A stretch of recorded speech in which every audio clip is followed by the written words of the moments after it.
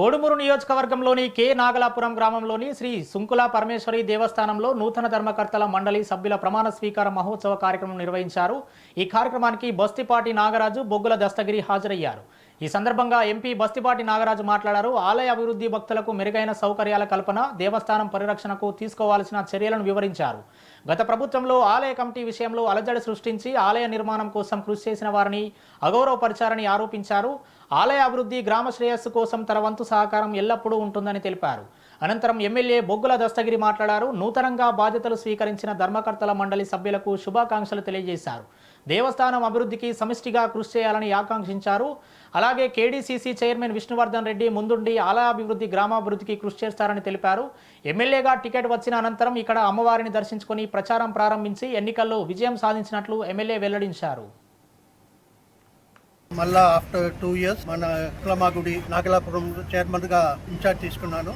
MP గారిని, MLA గారు, మన వైస్ చైర్మన్గా గోపాల్ రెడ్డి గారు ఉన్నారు. మెంబర్స్ అందరూ ఈరోజు 2 yearsకు పోస్టింగ్ ఇచ్చారు. ఈ 2 yearsలో మనం ఈ గుడికి ఎంత మంచి చేయాలో అది చేస్తాం. ఫెసిలిటీస్, డివోటీస్ ఫెసిలిటీస్ ఇస్తాం. ఇప్పుడు నేను ఉండేది చెన్నైలో, కానీ మా పెద్దవాళ్ళు, మా మదర్ లీలారాణి, వాళ్ళు పెద్దమ్మ సుందరమ్మ, రంగమ్మ అందరూ కర్నూలు ఉన్నవాళ్ళు.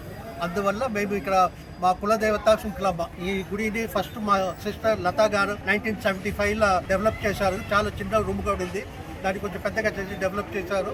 కానీ 2013లో ఈ రాజగోపురం కట్టి కుంభాభి చేశాము. అప్పుడు చాలా డెవలప్ అయింది. ఇప్పుడు డివోటీస్ కూడా చాలా మంది వస్తారు. ట్యూస్డే, ఫ్రైడేస్ లోపల రాలేము, అంత క్రౌడ్. మళ్ళా ఆఫ్టర్ 2 years మన కులమాగుడి నాగలాపురం చైర్మన్గా ఇన్ఛార్జ్ తీసుకున్నాను. ఎంపీ గారిని, ఎమ్మెల్యే గారు, మన వైస్ చైర్మన్గా గోపాల్ రెడ్డి గారు ఉన్నారు. మెంబర్స్ అందరూ ఈరోజు 2 yearsకు పోస్టింగ్ ఇచ్చారు. ఈ 2 yearsలో మనం ఈ గుడికి ఎంత మంచి చేయాలో అది చేస్తాం. ఫెసిలిటీస్, డివోటీస్ ఫెసిలిటీస్ ఇస్తాం. ఇప్పుడు నేను ఉండేది చెన్నైలో, కానీ మా పెద్దవాళ్ళు, మా మదర్ లీలారాణి, వాళ్ళు పెద్దమ్మ సుందరమ్మ, రంగమ్మ అందరూ కర్నూలు ఉన్నవాళ్ళు.